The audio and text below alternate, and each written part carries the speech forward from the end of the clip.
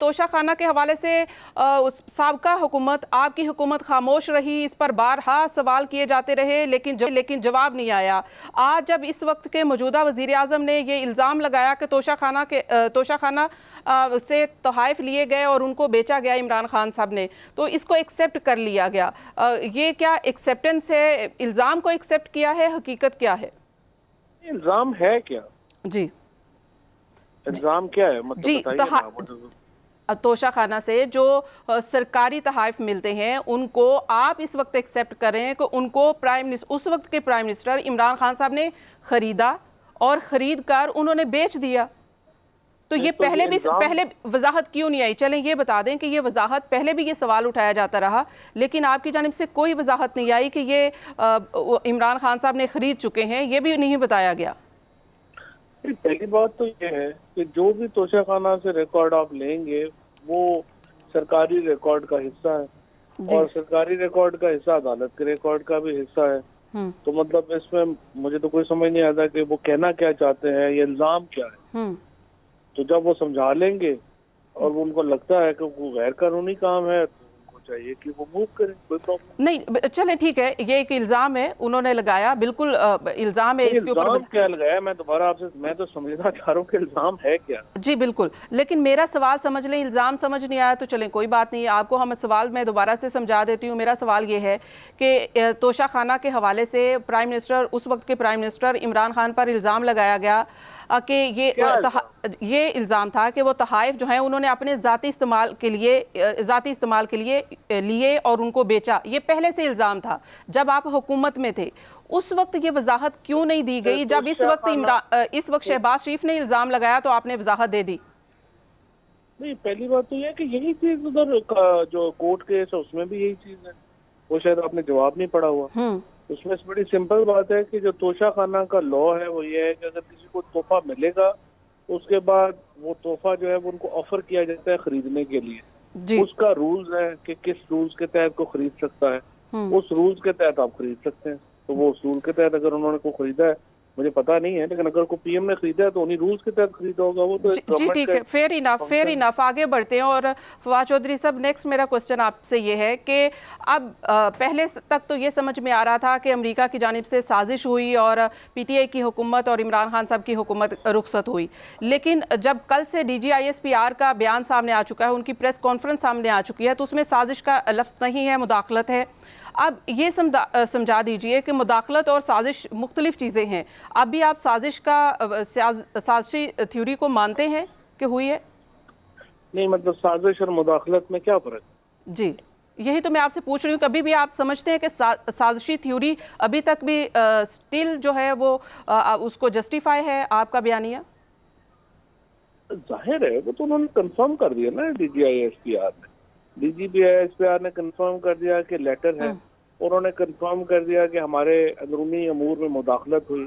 उन्होंने कंफर्म कर दिया कि इंतहाई नामुनासिब ज़बान जो है वो इस्तेमाल की गई। तो जो हम कह रहे थे वो तो DGISPR ने कल कंफर्म कर दिया। नहीं, और उन्होंने ये कहा कि कहीं कॉन्स्पिरेसी का लफ्ज वो कहते हैं यूज ही नहीं हुआ। तो वो इमरान खान ने भी नहीं कहा कॉन्स्पिरेसी का लफ्ज यूज हुआ नेशनल सिक्योरिटी कमीशन में।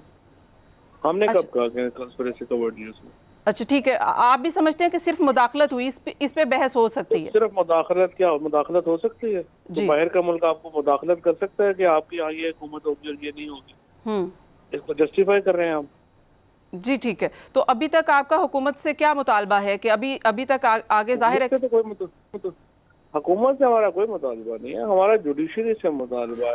आप जो जुडिशल कमीशन रिफॉर्म करने की बात कर रहे हैं, तो अगर हुकूमत करेगी तो आपको उसको फिर मानना भी तो पड़ेगा। नहीं, हुकूमत नहीं, वो तो जुडिशरी ने कर रहा है ना।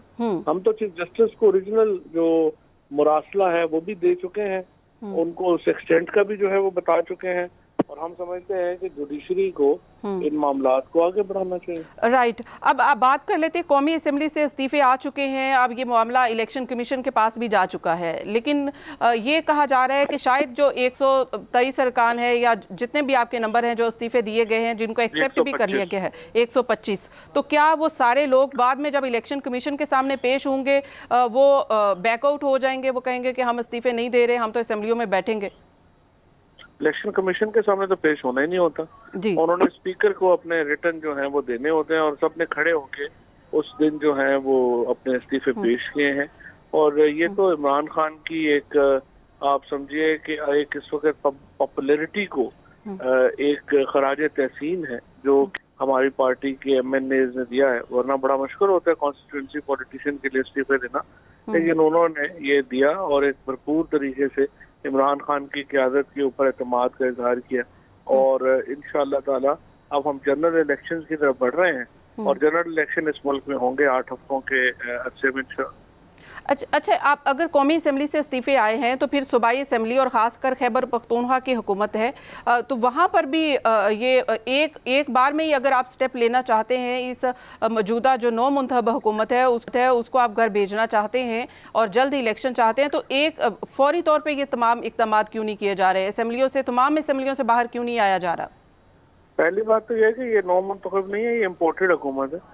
और जो हमने नेशनल असेंबली से इस्तीफा दिया है वो इसीलिए दिया है कि हम उस प्रोसेस को लेजिटिमाइज नहीं करना चाहते। अब जो हमारा मामला है आपका इनका प्रोविंशियल असेंबलीज का, वो भी एक हिकमत अमली के तहत और सियासी हिकमत अमली के तहत वहाँ से भी हम रिजाइन करेंगे ताकि हम एक कौमी हुकूमत और कौमी इलेक्शन की तरफ हम बढ़ें। नहीं, अगर आप रिजाइन कर देते हैं और ये बाई इलेक्शन की तरफ ये इस वक्त की हुकूमत चली जाती है तो फिर तो कोई फ़ायदा नहीं हुआ। अगर बाई इलेक्शन में भी उनकी सीट हो गई तो बल्कि उनके पास मेजॉरिटी आ गई तो वो तो फिर आपके लिए और मुश्किल हो जाएगी।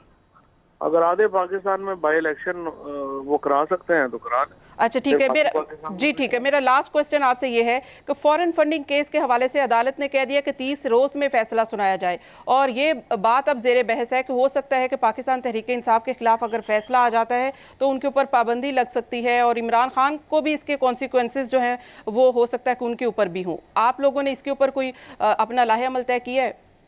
ये बातें सिर्फ वो लोग पढ़ रहे हैं जिन्होंने केस ही नहीं पढ़ा हुआ, जिनको पता ही नहीं है कि लॉ क्या है।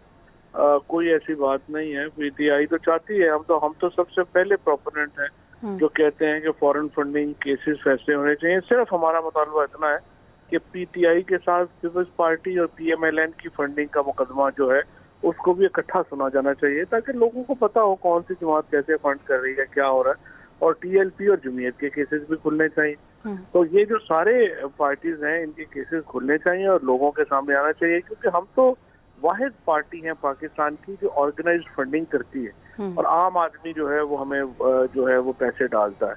और इस वक्त जो सूरत हाल है उसमें सिवाय PTI के बाकी तो किसी पार्टी का कोई फंडिंग का सिस्टम एग्जिस्ट नहीं करता। इसलिए हम तो चाहते हैं कि ये केसेस का फैसला जो है वो हो, लेकिन होना ये चाहिए कि सब पार्टीज का। जी, बहुत बहुत शुक्रिया फवाद चौधरी साहब अपनी पार्टी का मौक़िफ़ देने के लिए, अपनी राय के लिए कि ये तो ज़ाहिर है कि पाकिस्तान तहरीक इंसाफ का अपना मौक़िफ़ और राय है। चटान साहब मैं आपकी जानिब आऊँगी। देखें, एक एक करके PTI तो काउंटर कर रही है, वो तो समझती है कि वो बिल्कुल सही सिमत में जा रहे हैं और उनकी डायरेक्शन बिल्कुल दुरुस्त है।